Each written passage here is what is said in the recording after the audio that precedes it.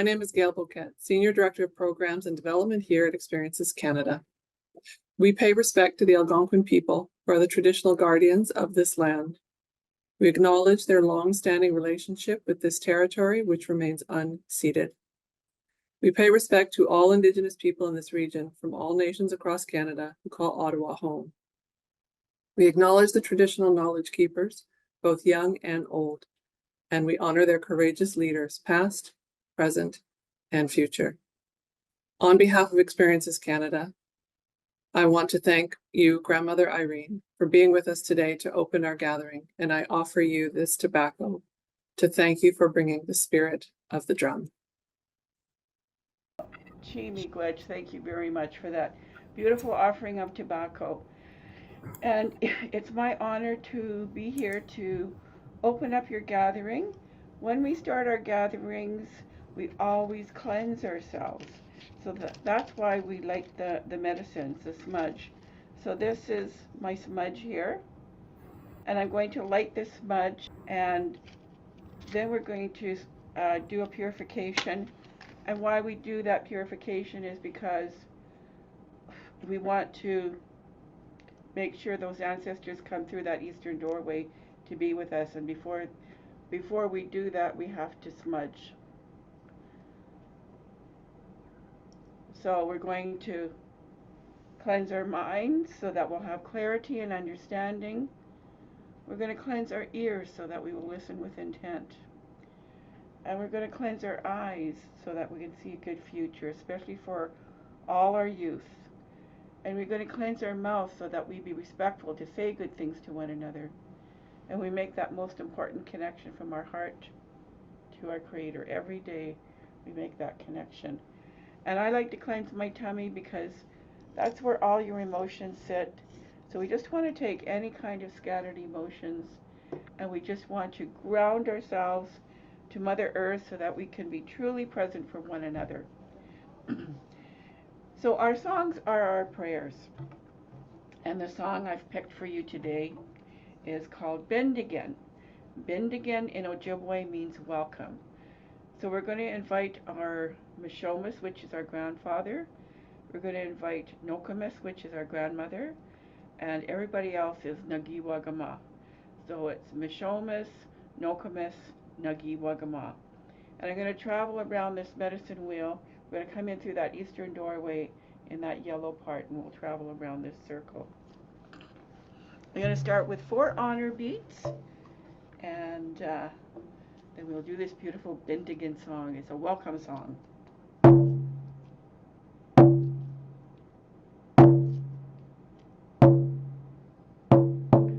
So this is a heartbeat, and I like to think about my ancestors coming through that eastern doorway with big smiles on their faces, knowing they get to visit us again. So let's invite them in. Bindagan Mishomisak, Bindagan Nokomisak, Bindagan Nagi-Wagama, Wah-hey-ah-hey-ah-hey-ah-ho. And as they're coming in, we sing this beautiful chorus. Wah-hey-ah-hey-ah-hey-ah-ho, Wah-hey-ah-hey-ah-hey-ah-ho, Wah-hey-ah-hey-ah-hey-ah-ho, Wah-hey-ah-hey-ah-hey-ah-ho. And we're going to travel now to that southern direction, which is the red. And that's where all the youth sit.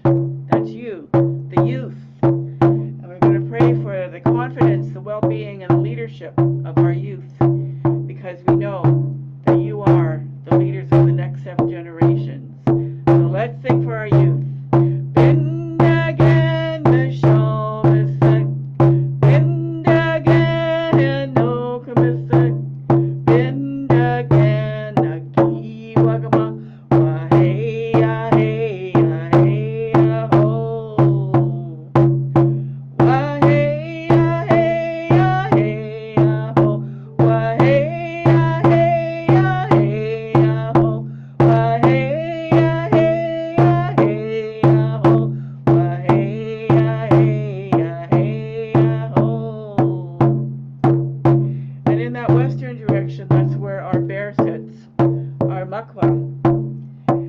ask that Makwa for courage to stand up for what is right and to put things in place that are good for our community. So we ask for the spirit of the bear to help us with that.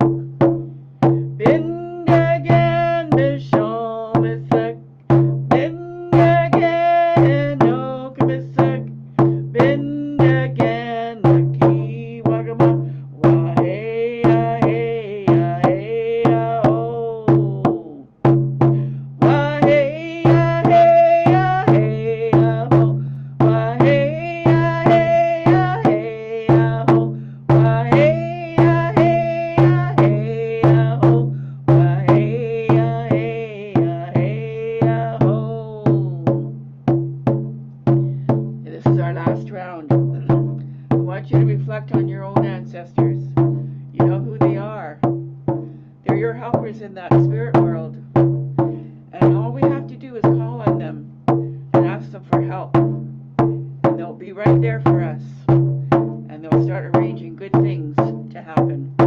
So with this last round, let's invite those ancestors in. Bindagan Mishon Misak, Bindagan no Kamisak, Bindagan Naki Wagama, Wahey Ahey Ahey Aho, Wahey Ahey Ahey Aho, Wahey Ahey Ahey Aho, Wahey Ahey Ahey Aho, Wahey Ahey Ahey Aho. Chiwi gwech, everybody. So you have a good gathering. It's so comforting to hear that music, and I want to thank Grandmother Irene on behalf of all of us for that wonderful sharing that we just had. So good evening, everyone. Bonjour à tous. My name is Deirdre Laframboise, and I'm the CEO of Experiences Canada. On behalf of our board of directors and all of us, we welcome you to the first webinar in the series of 4. And as part of our hybrid 2024 National Youth Forum. Really excited to have our youth participants and leaders. And we are thrilled to be presenting the topic of reconciliation and the focus of economic reconciliation. We were overwhelmed with applications from youth from across the country, and that only tells us at Experiences Canada that this is important and we need to do more. So we're hoping to do that. We just also want to thank all the speakers. Sandra, thank you for facilitating. Colleen and Candice for speaking tonight. And we are very grateful for the partnership and the work with the National Center for Truth and Reconciliation, who've helped guide us in this webinar series in bringing these speakers together. So a big thanks out to the center. And last message for all of you youth, we would greatly appreciate if you can complete the surveys that come after each webinar. It's really important for us to hear your voice and opinions, and we really want to always know if we're hitting the mark or how we can do better. So if you would please take a few minutes when you get that link to the survey, we would greatly appreciate it. So without further ado, I will hand this over to Sandra and our wonderful speakers so we can get this first webinar off to a start. Thank you for that, Deirdre. So I said just briefly, but in case you weren't on yet, welcome. Thank you so much for coming. My name is Sandra Bender. I'm the Community Engagement and Education Program Coordinator with the National Center for Truth and Reconciliation. It's a long title, have to take a deep breath before I say that. So tonight's webinar, in fact, this whole series of webinars is about economic reconciliation. So we're going to introduce this concept in a way that's meant for folk your age. So we're not, this is not a webinar meant for 40-year-old economic experts. So you're in the right place. we're going to talk about the foundations of why understanding economic self-determination for Indigenous peoples is integral to reconciliation, how it's beneficial for both Indigenous people and for settlers here in Canada. Closing that socio-economic gap between Indigenous and non-Indigenous Canadians would be a phenomenal contribution to the GDP in Canada overall. So we're going to start off this series with a discussion of the National Indigenous Economic Strategy. We're going to talk about how it's designed to drive positive change. We're going to address long-standing inequities and how to achieve inclusive growth for and with Indigenous peoples. So I'm massively pleased to be able to introduce our two speakers for tonight. We're incredibly lucky to have with us Kaylin Beaudry, who is an Anishinaabe from Wikwemikong unceded territory on Manitoulin Island, located here in Ontario. Although currently based in Ottawa, Kaylin works with national Indigenous organizations and First Nations locally to advance the rights of First Nations peoples. Her education background consists of a diploma from Algonquin College and a Bachelor of Arts degree with a concentration in business law and a minor in Indigenous Studies from Carleton University.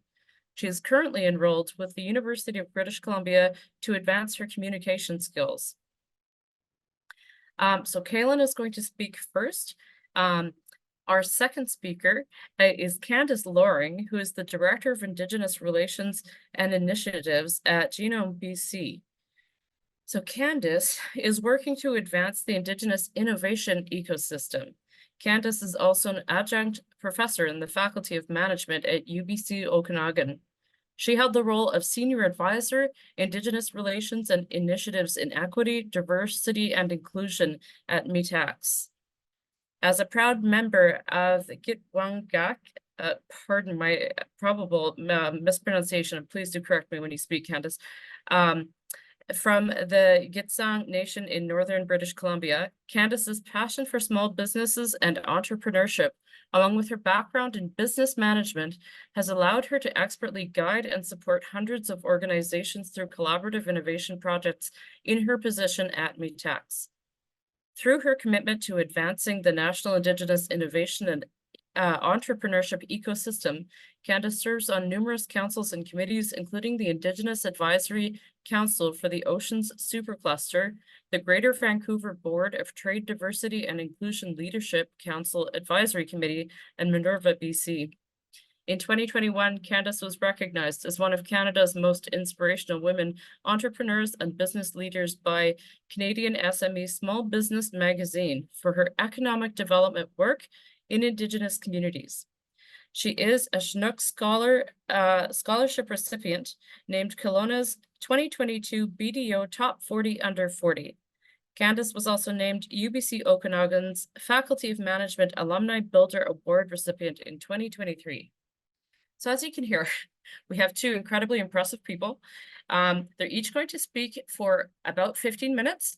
If you have questions for them, you can put them into the chat and I'll bring them forward at the designated moment. It'll be toward the end. So please do feel free to put your questions in. I'm going to turn it over to you, Kaylin. Take it away. Yes, thank you, Sandra and Deirdre, for the introductions, and Grandmother Irene for the song. I really appreciate it. All right, so yeah, we're discussing economic reconciliation today. Oh, there we go. Thank you. So before I discuss economic reconciliation, I think it is important to take a step back and highlight Indigenous contributions to trade and work ethic prior to European contact. In order to explain how we got to using the term economic reconciliation, we must first understand that Indigenous way of life prior to contact followed by economic injustice and is now shifting into an era of economic reconciliation. So Indigenous peoples prior to European contact lived abundantly off the land, taking only what they needed from the environment around them. This contributed to developing hunter and gatherer skills that followed the seasons and migration patterns. Indigenous people have always been hardworking people, for example, through aquaculture and harvesting of fish. Economic injustice Indigenous peoples are consistently left out of economic opportunities from development and resource extraction on their lands. Socio-economic gaps between Indigenous and non-Indigenous peoples in Canada. This means that Indigenous peoples continue to live in poverty. They have inadequate housing, lack of access to clean water and other public services such as education and employment opportunities. Economic injustice results in Indigenous peoples resistant and protest to economic development on their lands without proper consultation and accommodation. Which brings us to economic reconciliation. In broad terms, it means creating prosperity and well-being for Indigenous peoples. Economic reconciliation is a call for a new path forward, for renewal and for doing things a different way. It is transformative change that is critical to self-determination by having Indigenous people manage their own resources and wealth. Next slide. Economic reconciliation really encapsulates many ideas and perceptions for how best to undo the economic injustices Indigenous communities experience. It focuses on the self-determination of Indigenous peoples and empowering them to manage their own wealth and resources for the well-being of their peoples. What does this look like? The basic principle for economic reconciliation involves the recognition and realization that Indigenous people are tied to their land.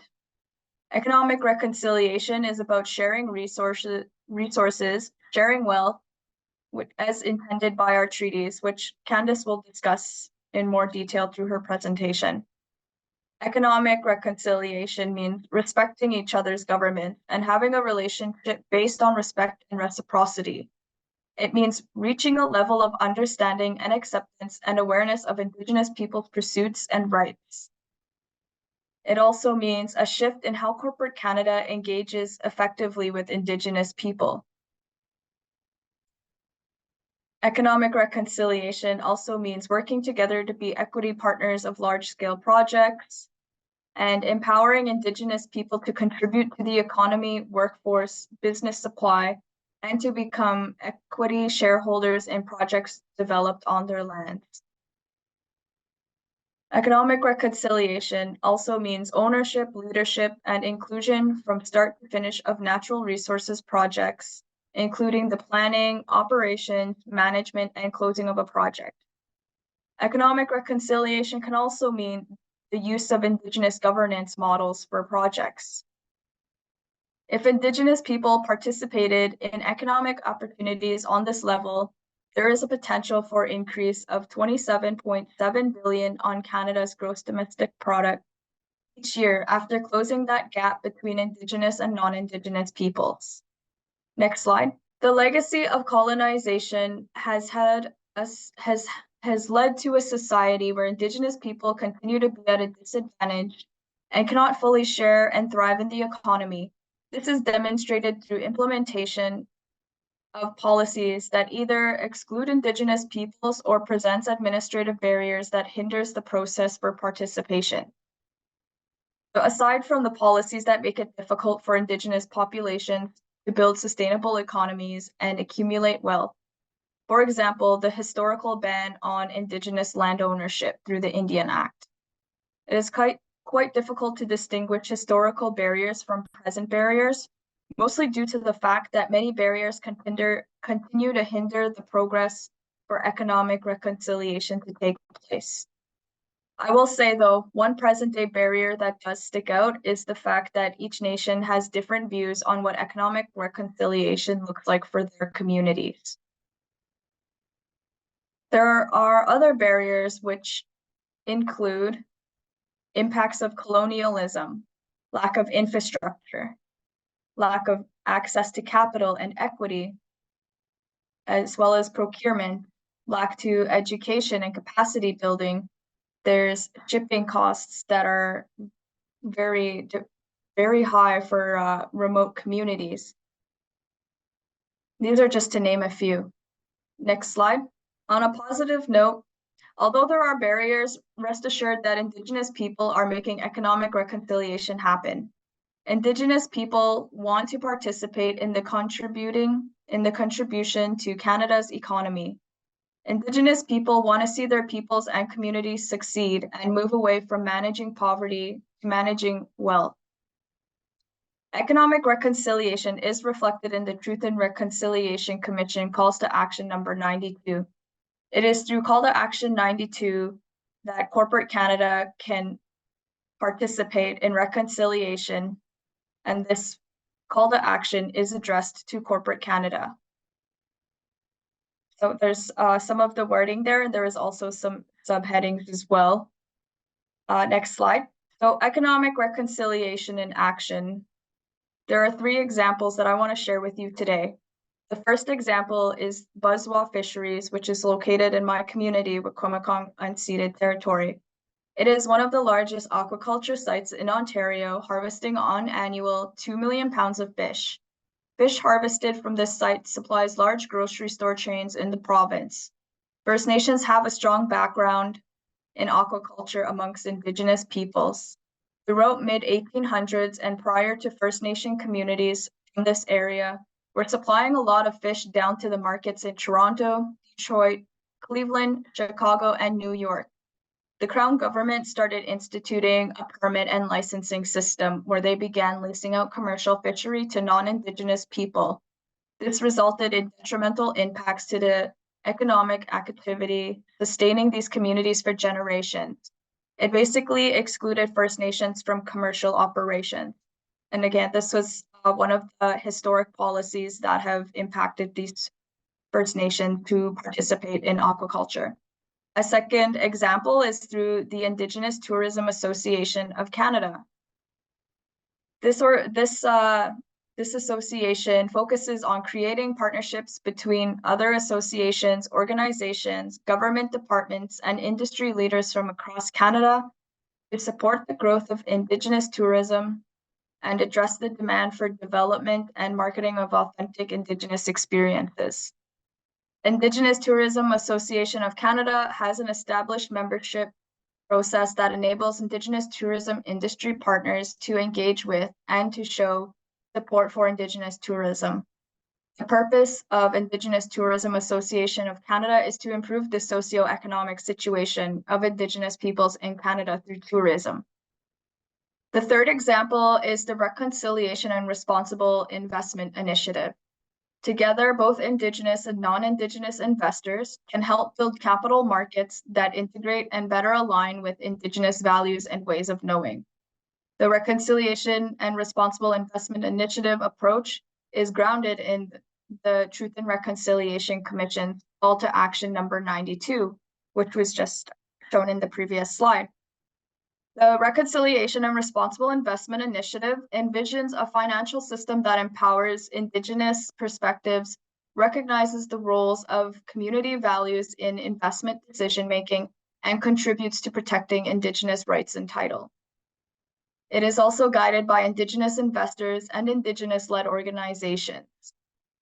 The Reconciliation and Responsible Investment Initiative mobilizes both non-Indigenous and Indigenous institutional investors to use their voices and capital to promote positive economic outcomes for Indigenous peoples.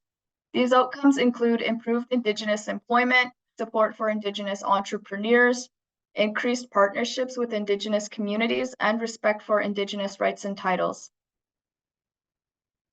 The Reconciliation and Responsible Investment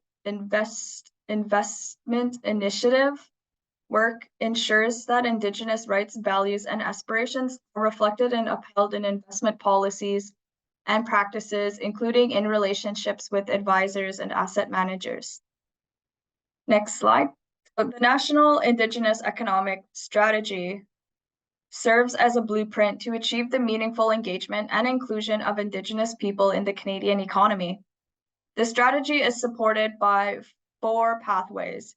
So you'll see on the screen there is 1, peoples, 2, lands, 3, infrastructure, and 4, finance. Each pathway is further defined by a vision that describes the desired outcomes for the actions and results of individual strategic statements.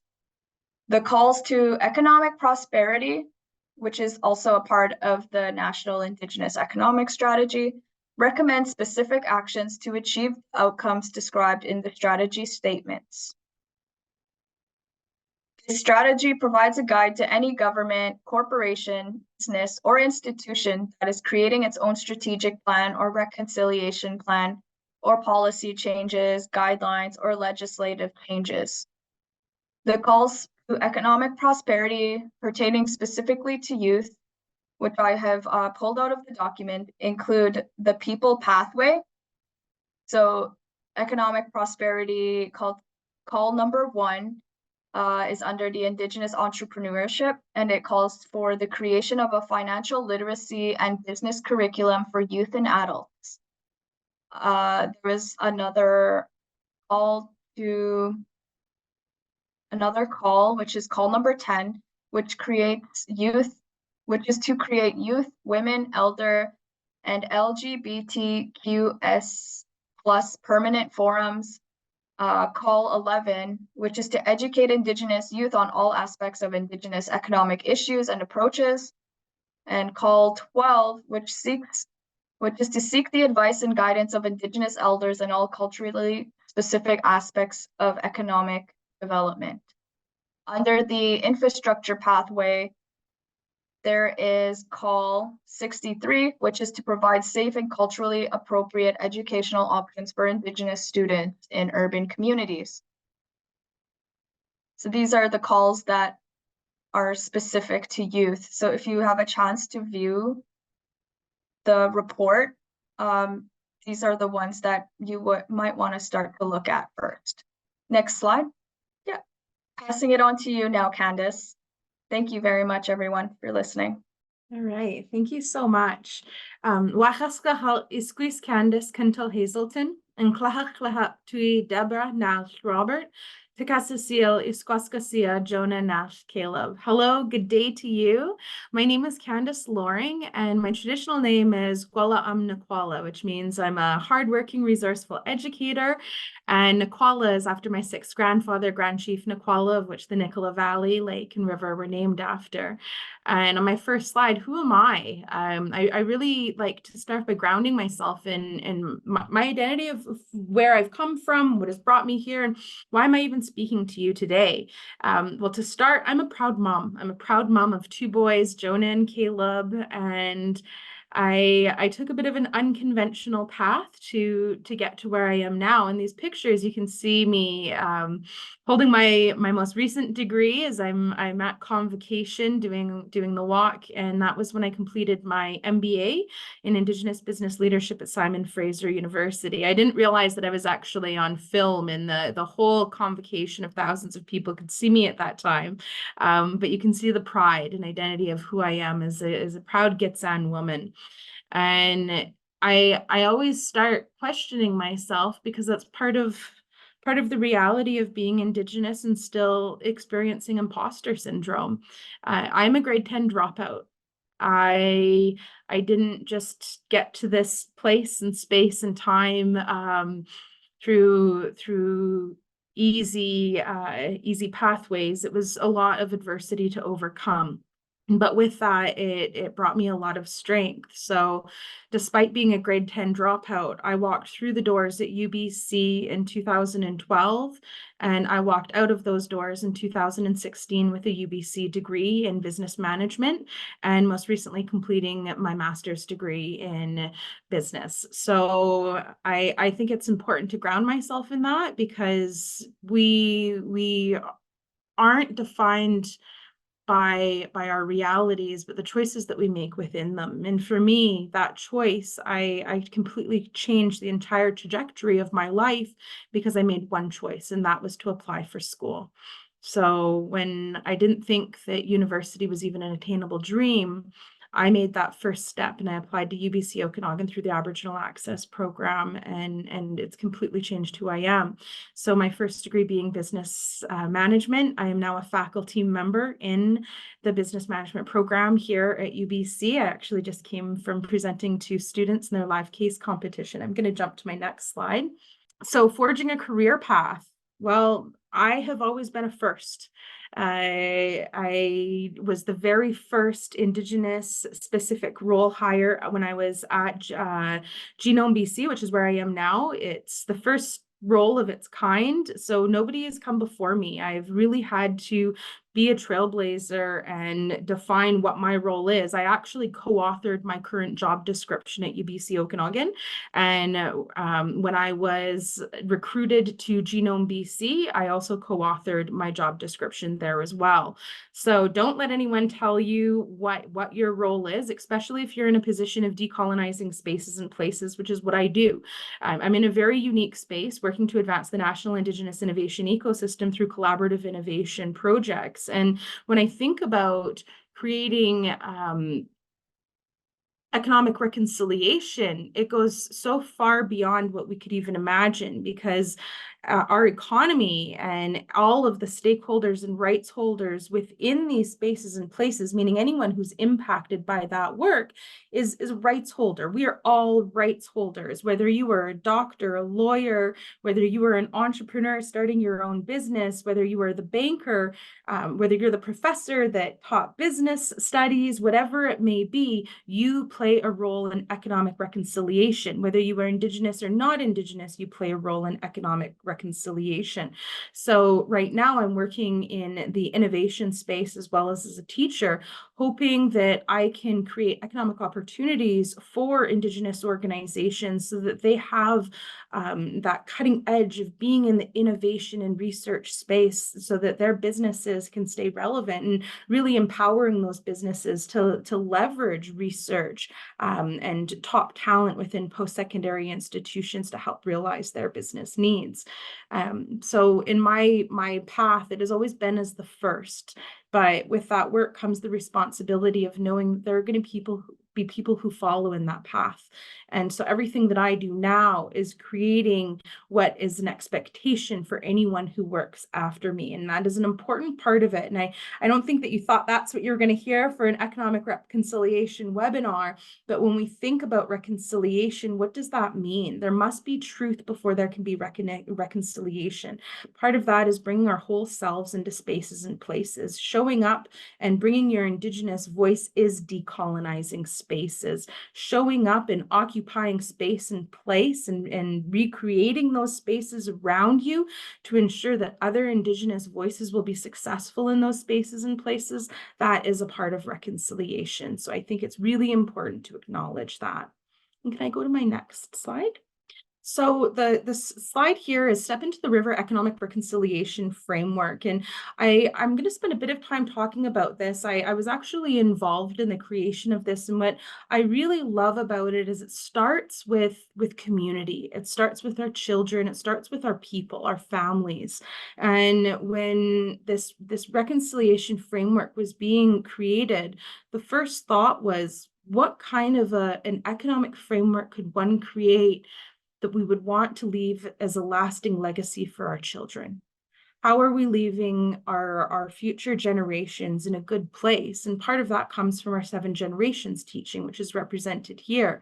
And with that, anything that I do, and I don't take a hat off of, okay, I'm an Indigenous prof today, or I'm working at Genome BC, or I'm speaking on a webinar, I am always showing up as my authentic self. I am Gwala Amnakwala. I am the woman that my grandmother raised me to be. I come from a long line of strong matriarchs, and that is part of reconciliation, is you being able to show up and be yourself, to be able to walk through those doors and not carve out pieces of your identity and of who you are, but be able to walk into space and place and own those spaces and places as your whole self. I am Candace, I am Gwala Amnakwala, I am my whole self.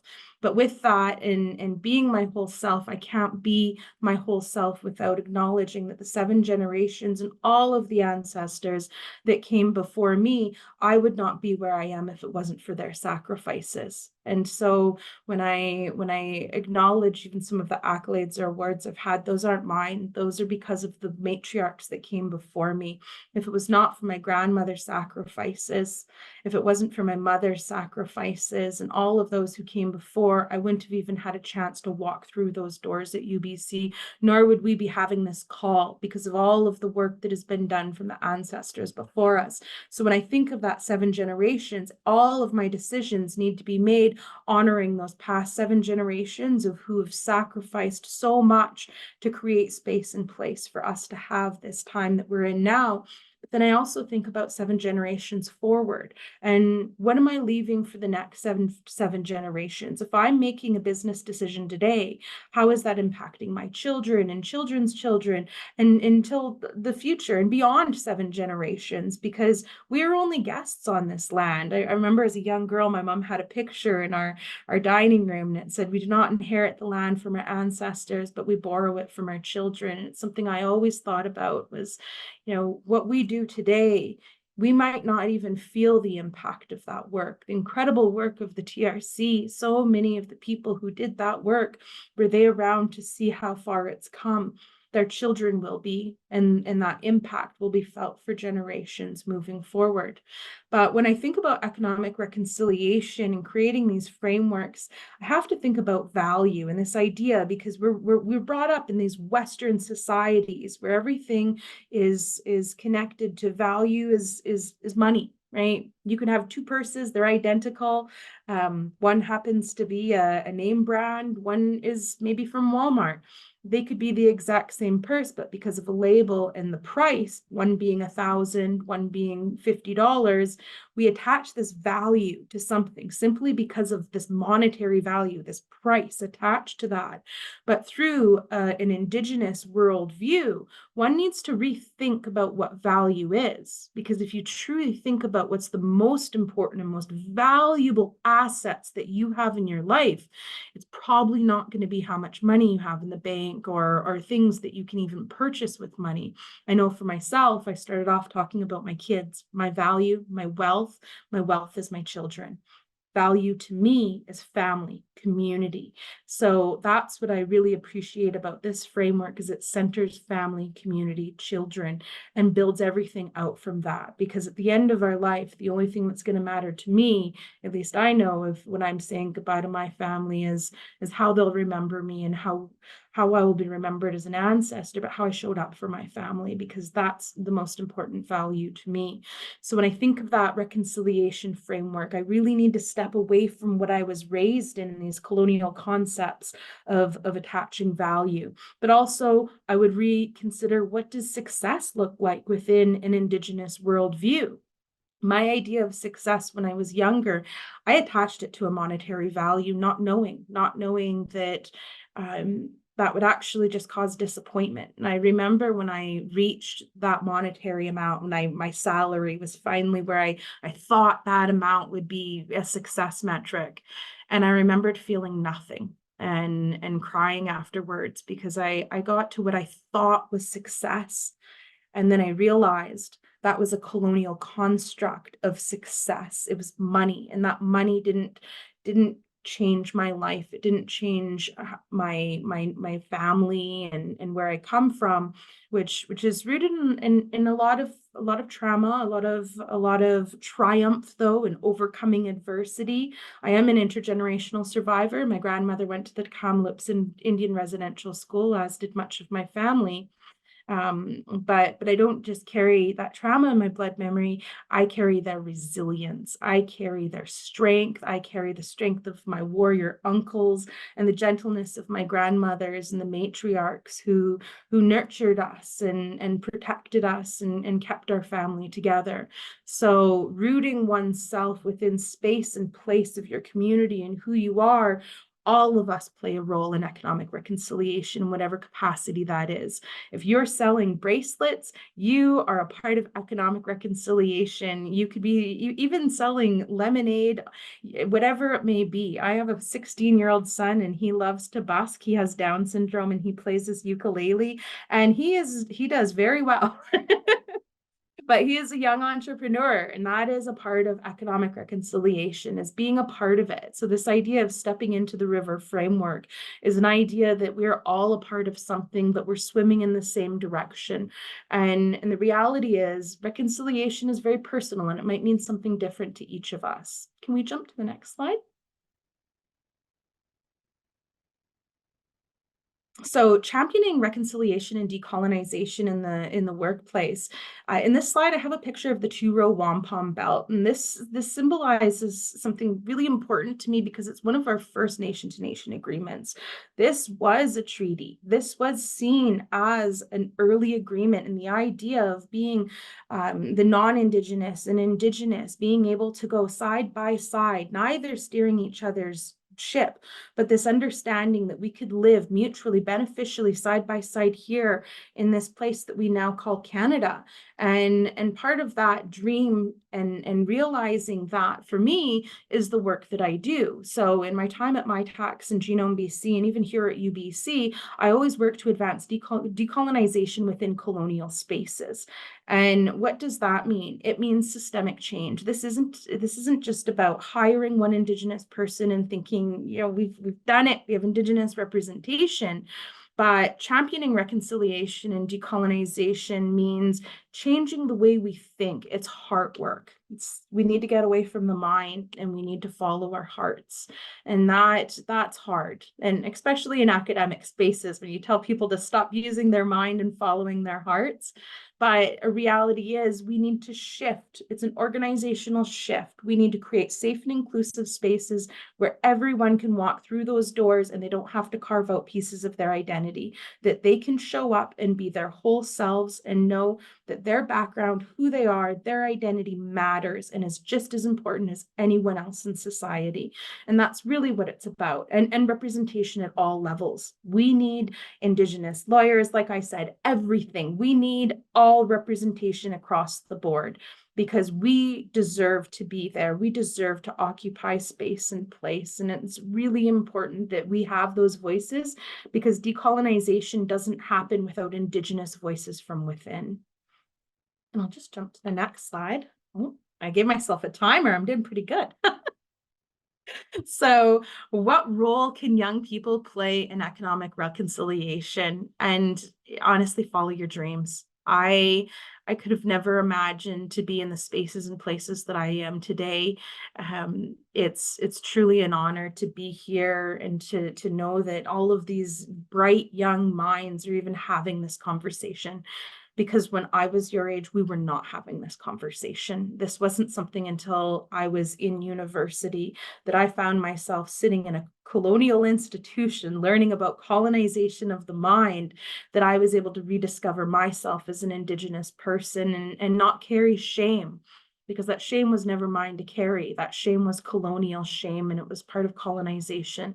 And there's no shame in reconciliation. It's truly about us. We're walking side by side, and it doesn't just happen on the side of Indigenous. It doesn't just happen on the side of non-Indigenous. It happens with all of us together, moving forward for a better future for all of Canada. So that's my final note. Follow your dreams because you might just be surprised where it takes you. Well, thank you both so much for this. This is just incredible information, and not just information, but the spirit and the perspectives that you both bring to this. The world needs this kind of approach. We need Indigenous perspectives on economics to guide our relationships with the planet. That, you know, colonization is destroying pretty rapidly. This spirit that you've talked about of thinking about economics in the sense of generations that have come, generations that will come, is such a stark contrast to the colonial view of, you know, capitalism and the me first mentality, me first at any cost, right? That leads us to things like using up all of any one resource without regard for what will be left for future generations or what kind of damage it will do to the land that the people that we will be the ancestors of will have left, right? Candace, I absolutely loved everything you said about forging your own path. I can't imagine how daunting that must have been for you. Would you say that forging your own path the way you have with all of these firsts is its own form of decolonization? rather than, you know, following sort of preset models of what a career should look like, what success should look like? Absolutely. Absolutely. I show up and authentically can be myself in space and place. And I honestly, I feel like a salmon. And I love using this analogy, but I am salmon people. I'm proud Gitsan. We're people of the Skeena River Mist. And I remember when I applied for grad school, and I always felt alone being that only Indigenous student, that only Indigenous person in a business. And when you do the work of decolonization, you're questioning these colonial constructs, these normative ways of doing things, and you're saying maybe we could do it different. And that can feel really, sometimes people take that personally because maybe they've created a program, maybe they're attached emotionally to a way of doing things. Well, that's the way we've always done it. But it's okay to unlearn. It's okay to unlearn and relearn. And something I was told recently was that unlearning is just as sacred as learning. And it's so true, because there's things that I believed before, then I learned better. And the only thing I could do is I didn't carry shame of not knowing previously. I unlearned and relearned, and I changed the way I viewed the world. So be like that salmon, pressing back against colonial constructs and changing space and place all around you, and just showing up. Just showing up and being yourself is a form of decolonization. Oh, that's beautiful. Sorry, I have reminders going off, and after I told people to turn off their things that make sound. If we're getting into the nitty-gritties of how, I think, especially when we're talking terms like economics, most of us here tend to think of that as a pretty grown-up concept, myself included, and I think I'm technically among that demographic. But how do Indigenous youth get involved in economic reconciliation? Kaylin, would you like to speak to that? Why should they, and how do they do it? Why I think Indigenous youth should get involved with economic reconciliation, because the youth are our future. And as grandmother Irene said at the start, the youth are our leaders of the next 7 generations. The future is theirs, and therefore they need to be included in the discussions that are going to impact their futures, and that includes economic reconciliation. To the second part of your question, how can they participate in economic reconciliation? There's some examples that I presented in my slide. You know, through the National Indigenous Economic Strategy, there's the youth-specific ones, but I could also say that there is also, under the finance pathway under trade, Call to Economic Prosperity 104, the implementation of the Bay Treaty, simply just by educating yourself and others on existing Aboriginal and treaty rights, such as you know, Candace shared in her presentation about the two-row wampum. Having that knowledge ensures that there is awareness and potential to honor these rights, not just by Indigenous people, but by our counterparts as well. Yeah, absolutely. So if I were, say, in grade 10, as a youth, how could I start getting involved in moving toward or promoting reconciliation within my own community, whether I'm Indigenous or not? Candace, you mentioned your son and his busking or selling lemonade. Would you agree with that, Kaylin? Yeah, I would agree with that. You know, you can also sit in on your chief and council meetings, be a part of the, you know, try to get yourself through the door, not through the door, but at the table with our decision makers in our communities. Your voice is important, and our leaders need to acknowledge and respect that the future that they're forging is for you and the next 7 generations, and you need to be there. You know, try in any way that you can, but also, you know, maybe with your peers, sharing knowledge and educating each other is really one way that you can do that. And I would just echo that about education. In the words of Murray Sinclair, education got us into this mess. Education will get us out of this mess. And it's so true. I know I wouldn't be where I am today if it wasn't for education. And sometimes that just it isn't always within a colonial institution either. That education happens when you're out fishing with your grandma or your grandfather, or your uncles or aunties or nibblings, whoever it may be. It could be out on the land picking berries. It could be in ceremony. That education is really important, and being receptive to it. I know when I was in grade 10, I mentioned I was a dropout. It was grade 10 that I had left school because I had so many other things at that time that that I thought were a priority. And if I could go back, I would have definitely changed it and prioritized education, because there's nothing more important than getting that education to be able to set you up for success. If you want to change the world, it's through education. Yep, I'd also like to add to that as well. As you're experiencing the post-secondary system, you know, you're also in a space where you can give your voice, and, you know, you're sharing, you know, whether it be the ways of your people or just, you know, what you know from your own community is something that other people aren't aware of. And, you know, people are really thankful for just hearing from a, you know, Indigenous perspective in that type of way.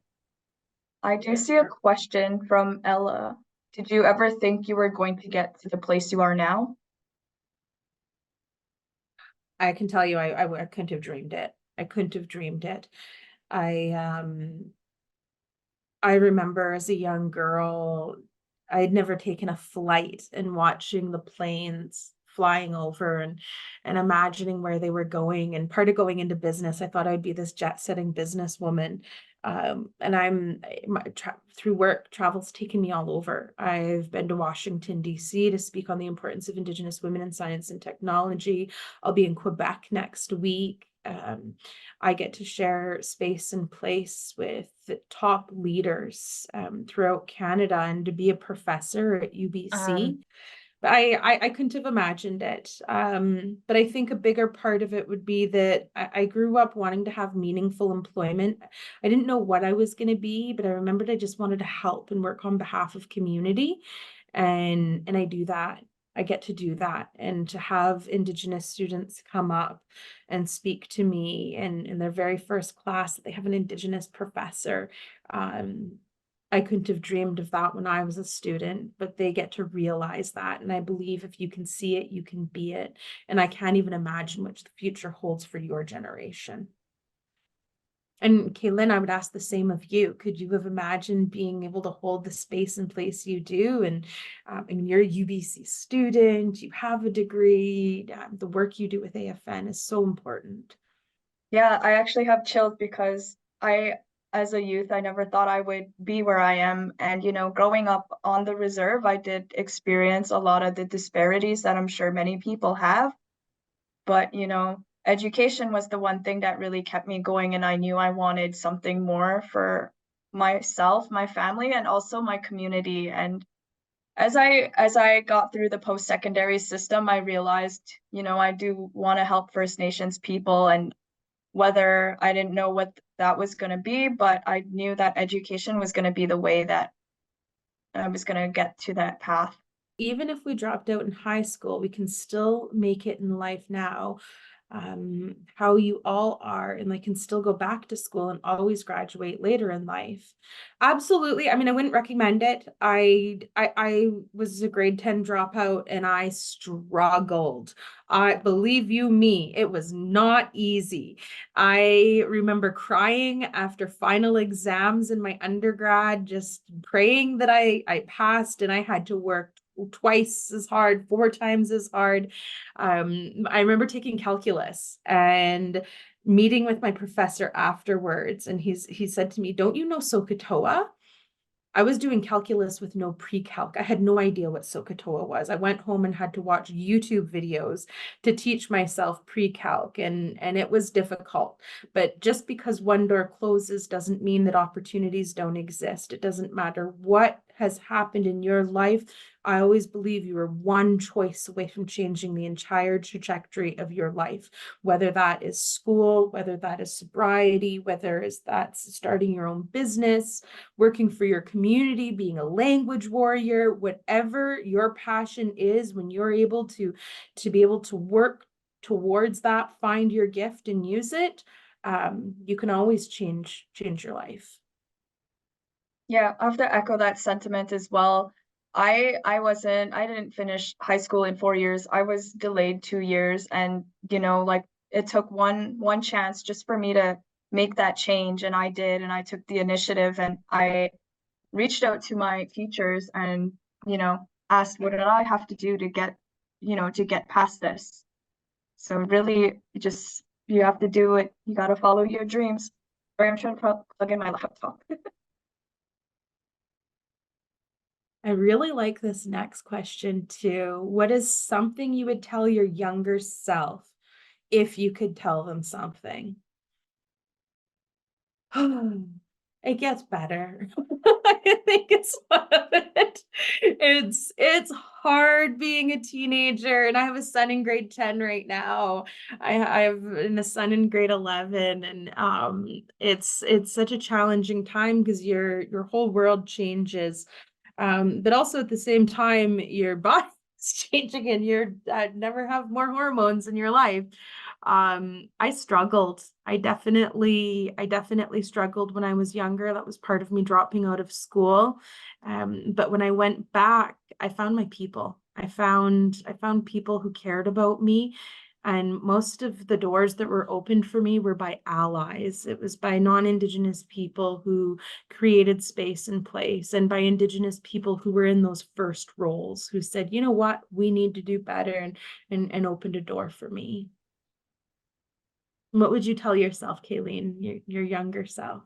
Yeah, well, along the same lines, the hardest truth is everything is going to be all right, no matter what situation you're in, and you just got to keep putting one foot in front of the other, and have your goals and know what you want, and baby steps.